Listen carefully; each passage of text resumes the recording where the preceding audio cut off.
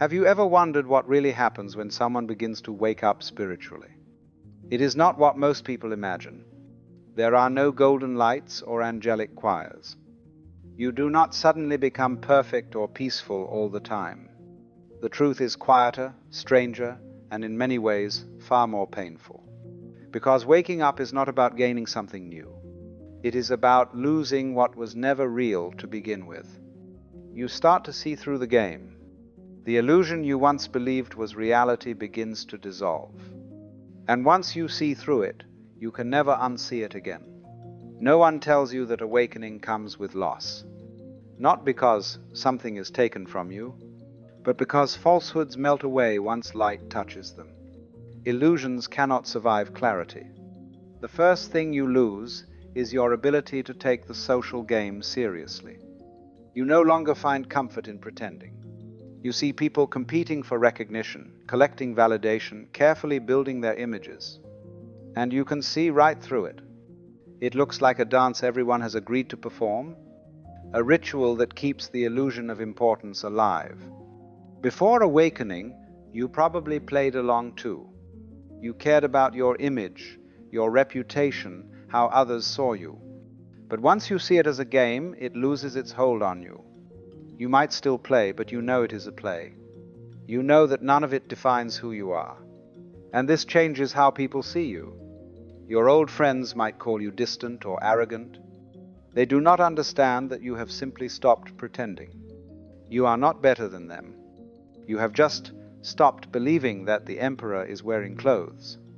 The second thing you lose is your innocence about human motivation. Before, you believed people meant what they said. You thought kindness always came from kindness. You believed people were who they claimed to be. But now you see the layers beneath. You see how much of what people do comes from fear, insecurity, and the longing to be seen. You notice the gap between words and actions. You watch how people preach compassion and still treat others with contempt. You see how much self-deception runs the world. And the hardest part is seeing it in yourself. You realize how much of your own goodness was also strategy. How often your reasons were excuses for fear or the desire to belong. This vision hurts because it burns away naivety. You can never go back to blind trust again. But it is not cynicism that replaces it. It is clarity.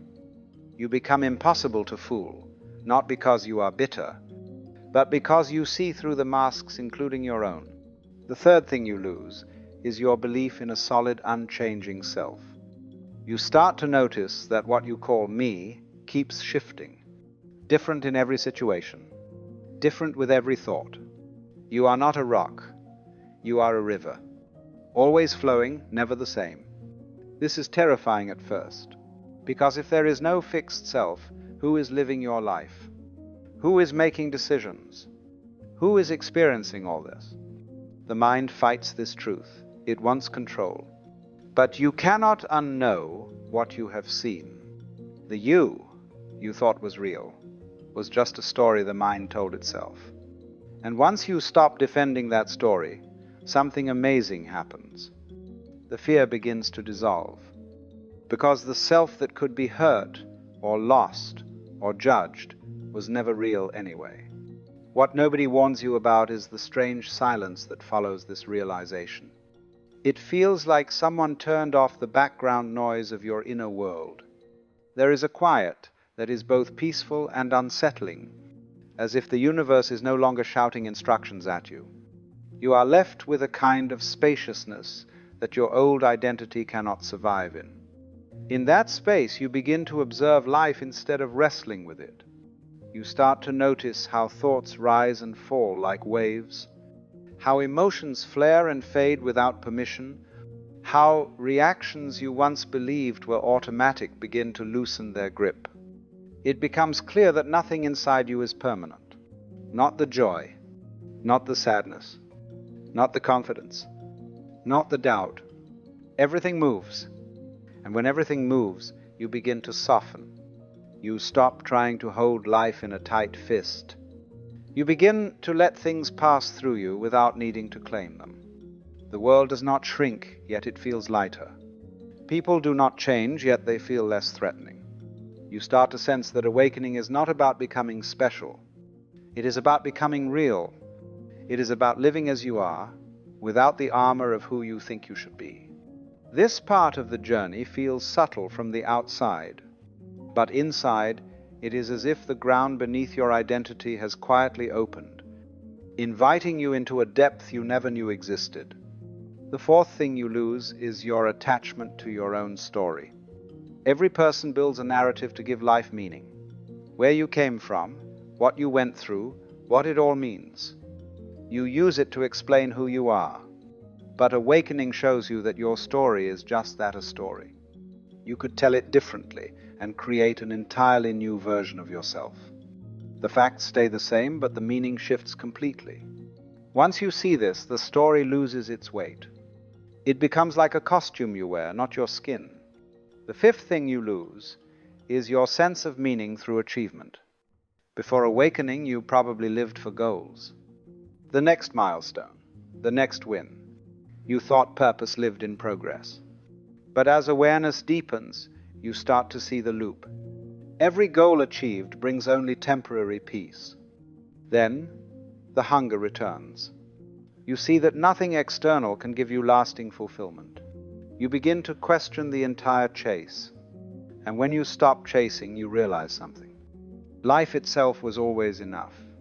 You were enough. The moment you stopped trying to become, you started to simply be.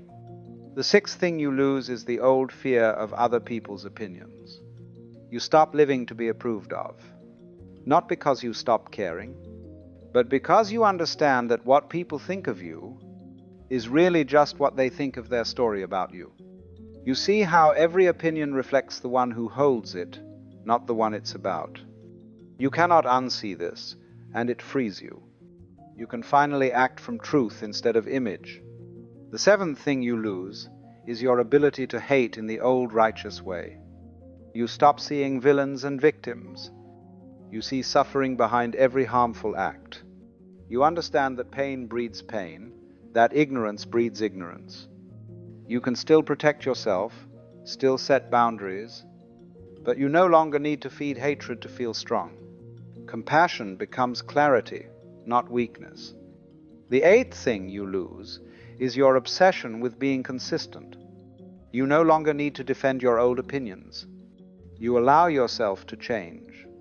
You let yourself contradict yesterday's beliefs because you realize only dead things stay the same forever. You become fluid, alive, ever shifting. It feels strange at first, like groundlessness. But in truth, that is what freedom feels like. The ninth thing you lose is your tolerance for superficiality. Small talk begins to feel unbearable. You crave depth. You want to speak about truth, meaning, existence, love, and pain. You want real connection, not performance. But many people are not ready for that. So, you learn to stand quietly in your depth, even when the world around you prefers the surface. And finally, you lose your hope for a final arrival. You stop believing in that day, when everything will finally make sense. When you will be complete, peaceful, and done. You realize there is no destination. Life is not about arriving, it is about unfolding. There will always be new questions, new challenges, new endings and beginnings. And instead of despairing, you begin to see the beauty in that. Because the miracle is not in finishing the journey. It is in realizing that you were home all along. When you lose all these illusions, the games, the masks, the stories, the striving, what remains is not emptiness. It is freedom. Not freedom from responsibility, but freedom from falsehood. Freedom to live without pretending. Freedom to love without needing. Freedom to exist without constantly proving. It feels raw, even terrifying, at first. Like standing in an open sky with nothing to hold on to. But that openness is the truth itself.